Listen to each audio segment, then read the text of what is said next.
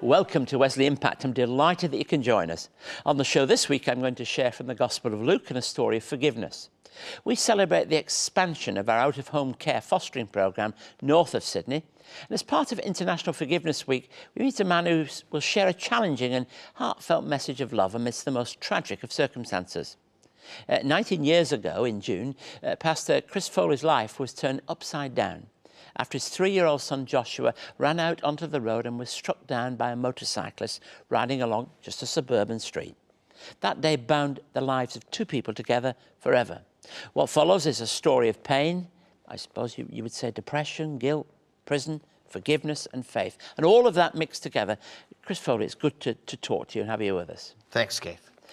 That morning was an average morning, you might say, just like any other morning. All happened so quickly. Yeah. Motorcycle rider, Danny, comes along. Tell us a little bit about how that happened and what happened. Well, I'd gone to work just, as you said, a normal day, and my wife had gone out to help another lady who'd lost her car keys, dropped them somewhere when she was out walking. And so my wife took our children in their strollers and was just going along the footpath, and she said, well, we'll cross over the road now. And while she was just turning the stroller, Josh just ran out in the road as 3-year-old kids do, and ran out in front of a parked car and was hit by a motorcycle. There must be no words that really fully describe that experience. But it's been a journey for you, hasn't it, really? Yeah.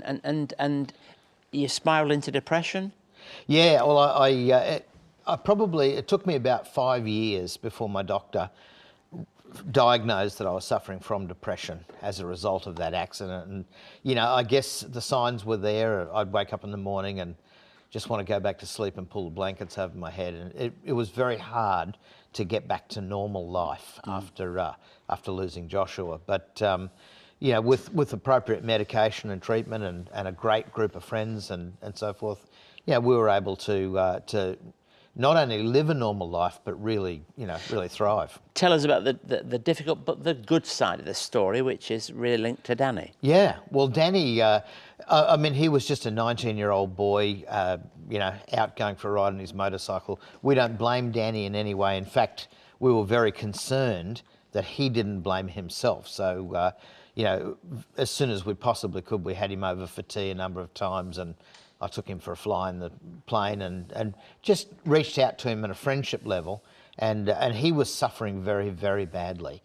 So we kind of kept in touch with him as long as we could, but then for work he moved away. So how important is the offer of forgiveness? I think it's very, well, it's probably turned out to be more important than either Danny or I realised or could have realised at the time. And, you know, many, many years later, some of the things that he's told me about how, you know, we showed forgiveness and didn't hold him in any way responsible, but actually reached out to him has been a big impact on his life. Let's pause it there, because I want to introduce today's performer, and then we'll come back and dig a little bit deeper in that. Merriam-Webster's a gospel worship leader, contemporary singer-songwriter. She's chosen one of her own compilations. It's called Fall Upon Your Knees.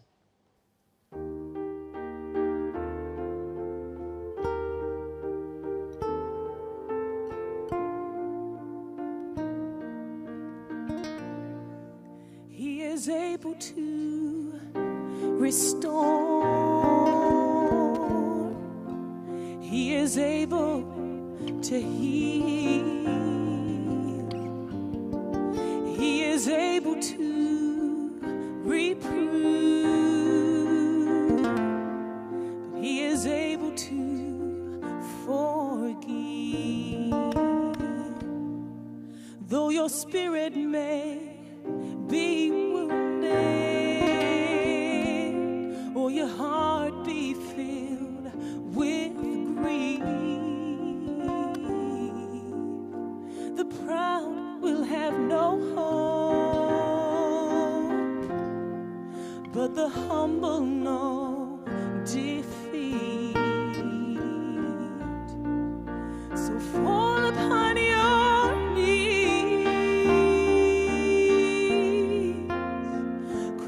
To your Maker, He will hear you,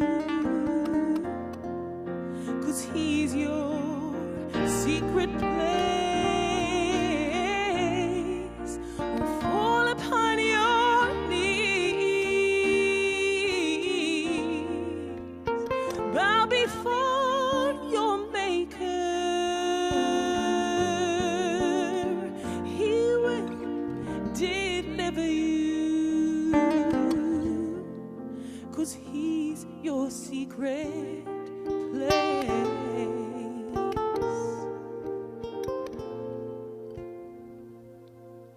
He gives strength to the weary. He gives power to the weak. When you go to him in secret and lay surrendered at his feet, you gotta fall upon your knees, cry out to your Maker. He will hear you, 'cause he's your secret place. Will fall upon your knees, cry out to your Maker. He will deliver you, 'cause he's your secret place.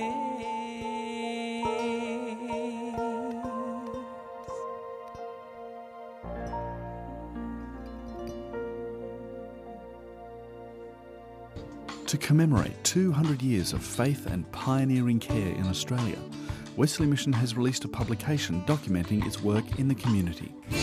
Everyone needs a little rest. Everyone needs a little joy. For more information on today's people, today's story, you can contact us on 02 9263 5555 or email us at impacttv@wesleymission.org.au. Now, if you'd like to know more about Miriam's music, her details are going to be on the Wesley Impact webpage all this week. I'm continuing my conversation with Pastor Chris Foley. Look, you've told us a little bit about that story. What's been amazing is the way in which your whole family, your children, have kind of adopted Danny's own son into your life too. You say one newspaper, it almost feels like you've adopted him. Yeah. Yeah, well, we, and not only our own family, but our whole church family has really adopted him as well. And he was, I got a call from him via his family to say that he was in prison, and because his life spiraled right out of control after this particular event. And he was in prison and really had a new baby son, and the separation from his son was very hard on him. So I just went out to the prison and met with him and prayed with him and spent some time just listening and talking. And I invited him. I said, "Would you come to our church?" And he said, "Would they have me?" And I said, "Absolutely." So I'll never forget the first time he came to church with his family and his child. You know, it was a huge impact on his life. That comment, would they have me, tells you a lot, doesn't it? It does. But what would you say to somebody going through this kind of experience? No two experiences are ever the same. No. But somebody that's going through an experience that you're almost at a crossroads. You can either go one way with this or the other, can't you? Well, statistically, when you lose a child, especially in circumstances like that, it either drives your marriage apart or it strengthens it in your family life and so forth. And I think we were very fortunate to have a great group of friends and a very supportive church family at the time that helped us say, we're going to really stay strong through this. And our whole family life has been enriched by that. And yeah, the whole thing with Danny is basically our family loves Danny as if he's another brother. So, Chris, would your faith strengthen through this journey? Oh, absolutely. In fact, I just don't know how people would survive the loss of a child without having a faith to really lean hard on. You've obviously been father of 6 children. You just celebrated 30 years of marriage. What's held the family together, really, then? I think as a result of us losing Josh, it's made our family very, very close-knit and very tight. We're a lunatic, crazy bunch. So we laugh a lot together. We, play a lot together, and all of our family are very musical, have similar interests. But yeah, that real faith in God really binds us all together. And three of them in the UK working in the church there, Yeah, I know, yeah. and that's important to you. You've had a life with many hats. Who am I talking to here? Am I talking to a gospel music, am I talking to a radio, TV presenter, somebody who gives tips on finance? Am I talking to a state politician, a private pilot, jiu-jitsu? What do you do with your life? I mean, there's so many things. Well, it saves me from being bored. So, and I look, honestly, I just love trying new things, and anything that's creative, I'm up for a challenge. So what are your plans for the future? I guess at the moment I'm kind of semi-retired, and I've taken up painting, as in fine art, and really, really enjoying that. So I do 2 or 3 paintings a week. I'm still pastoring the church, visiting my kids, and just having a merry old time. Yeah, many people would stand amazed at that multi-giftedness part of life, but it's all part of the person you are, isn't it? Yes. Well, I think, I've made a career out of being very ADD, so try new things and give it a bash. So. Yeah. Chris, I want to thank you for sharing from the heart, and particularly perhaps for giving people hope, that you don't have to let something be a cul-de-sac, an end. Yes. Do it. So in a sentence, what would you say to somebody? Let go of unforgiveness, embrace grace, and just learn to love people as Jesus did. Yeah, because forgiveness is liberating, isn't it? Absolutely. Not only to the person who is forgiven, yes, but for the forgiver. Would you say exactly. that yourself? To hang on to unforgiveness is like a cancer in your life. It's just not worth it. So the practice of forgiveness is a liberating and releasing thing. And do you find you come back to that again and again? All the time. Yeah. Look, thank you very much for sharing with us. We appreciate you making the journey of coming down to Sydney and sharing with us. And God bless you in your continuing witness and ministry. Thank you very much. We're going to be back in just a moment. It's been 200 years since the first Methodists met in Australia.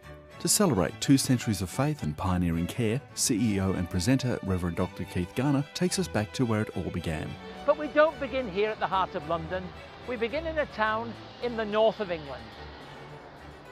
In this fascinating narrative, Reverend Garner chronicles the history of the life and times of the founder of Methodism, John Wesley.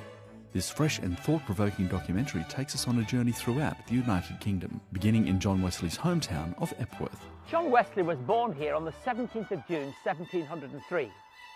This 1-hour DVD travels onto his education years and beginnings of social justice in Oxford, to his final years in London. For more information on John Wesley, the man and his mission, call 02 9263 5555 or email us at impacttv@wesleymission.org.au. Wesley Mission has a long history in foster care provision and is one of New South Wales' largest providers, with services extending through Hunter, Central and Greater Western Sydney. The support, stability and love of a foster family can give children a chance to enjoy their childhood. Wesley Mission recently celebrated a new out-of-home care service in Maitland, which will oversee 228 children with 150 carers. Let's take a look together. This is such an important day in the life of Wesley Mission and Wesley Dharma in particular, because the opening of this centre here in Maitland marks the rollout of the transition from services that up to this point have been managed very much in New South Wales Government into the non-government sector. So I'm Alison Wooden, I'm a case manager at Maitland and I've been working with Wesley for 3 months. The family were the first family that came across to me. I've been working with them since September. They're just a wonderful family, very open and welcoming. They took Michael on when he was 4 months old and they've had him ever since. So he's now heading into year 7, so he's very excited and growing into a lovely young man. When we first got Michael, he was a chubby little boy with red curly hair and he's just such a blessing. He just completes our family because I've got 2 girls and yeah, it's a little boy that we didn't have. He knows who he is. He's very grounded and he's very bright, very intelligent. He just adds balance to our family, I think. We share a lot of interests, camping and going out in the bush and that. He's an outside boy. He likes riding his motorbike. He likes any sport. So he loves anything outside, doesn't he? So Loves the dogs. he loves the dogs, animals and anything like that. I chose Wesley Mission because they were a Christian base and I felt safe to go to them, and they've been so supportive. They've helped me through things that I didn't think I'd get through, you know. They've just been there for me and they've just helped us and they've listened. And what I love is they listen to Michael. We recently had a situation with Michael at school. He wasn't handling the environment that he was in. We were looking at transitioning him anyway to another school because he was in Year 6, transferring to Year 7. So we were looking at doing that with some discussion with both Michelle and Michael and Stephen. We decided that we would actually transition him faster. So the school he's gone into is actually a kindergarten right through to Year 12 school. That was a slow process. We worked with the school, worked with the carers, and Michael is now happy and wants to go to school and there's no issues, and he's making friends, which is a big thing. And yeah, he just really loves this new school. Wesley Mission's been a godsend. She's been really, really special in our lives, you know. She's very supportive in everything, and I can talk to her about anything, and I know that she's open and honest with me, and that's what I like. I just feel they've been so helpful and supportive, and I think it'll be a good blend, good relationship down the track.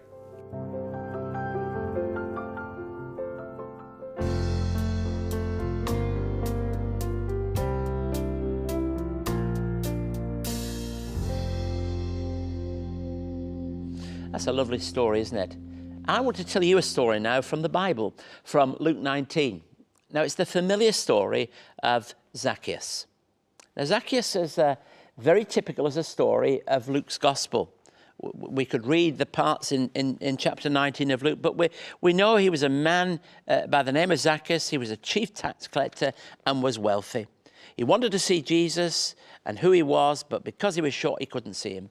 And the rest of the story makes some kind of sense. But you know, what really is important in this story is Zacchaeus as a person.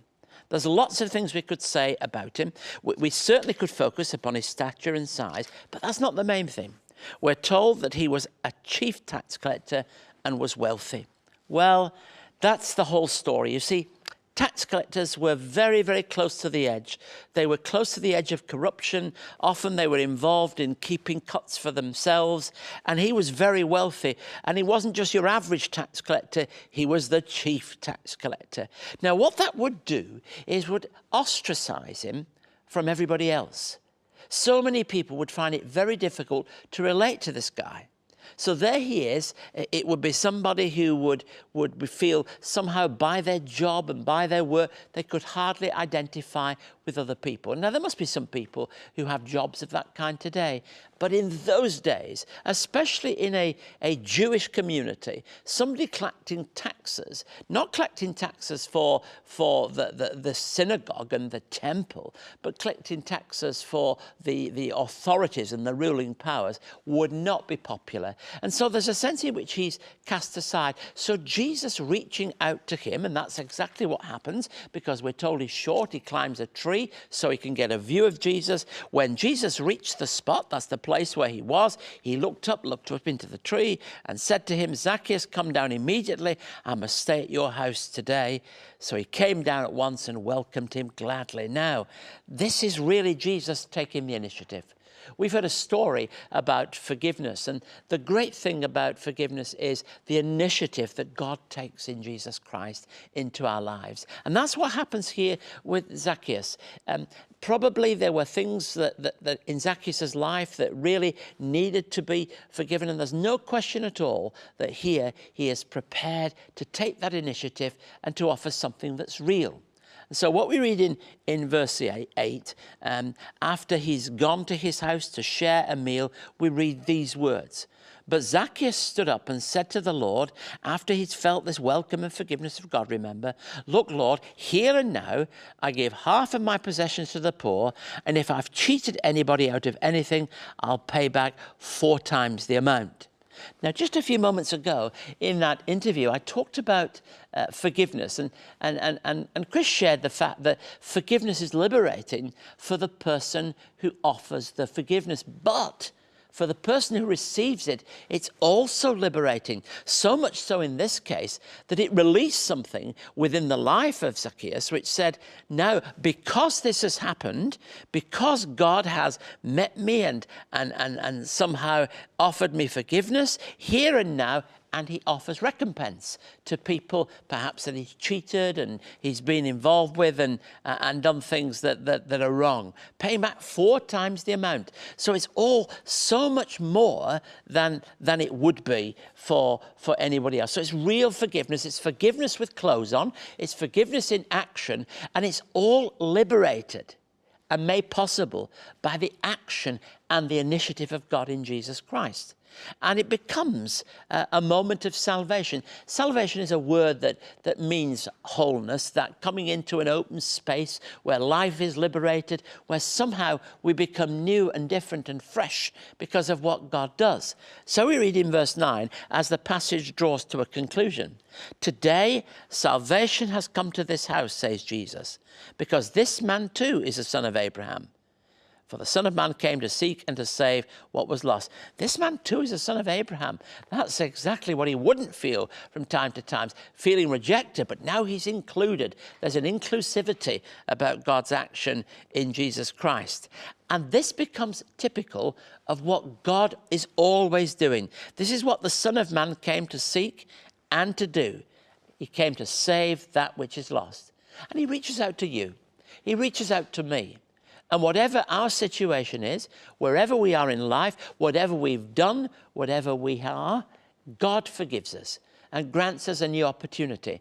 It has things attached to it, because forgiveness will mean that we repent, we change, we offer our lives and offer to make them new and fresh in actions towards other people. But that gift of salvation is real. So this chief tax collector is transformed and changed. Not because of what he's done, but because of what God's done, the initiative towards him. If you would like to know more about today's topic, or for more on Keith's message, contact Keith by writing to Wesley Mission, Post Office Box A5555, Sydney South 1235, or email impacttv@wesleymission.org.au. Many thanks for being a friend of Wesley Impact and joining us once again. We leave you with Lee Cunningham singing Lay It Down. Goodbye and God bless you.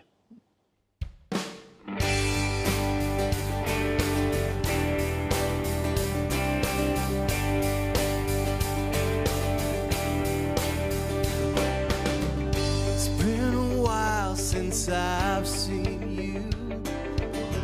We've had our differences, I know it's true. We've been tied down, words unspoken that we carry around.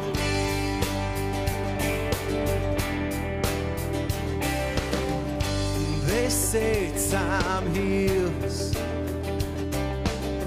but that ain't completely true, I feel. We shut it out. Who knows how long it's been holding us down.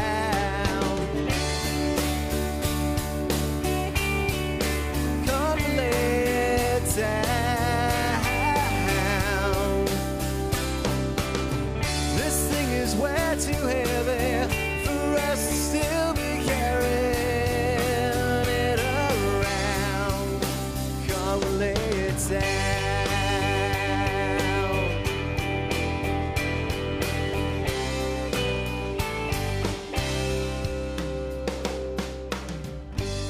Let's say you and me.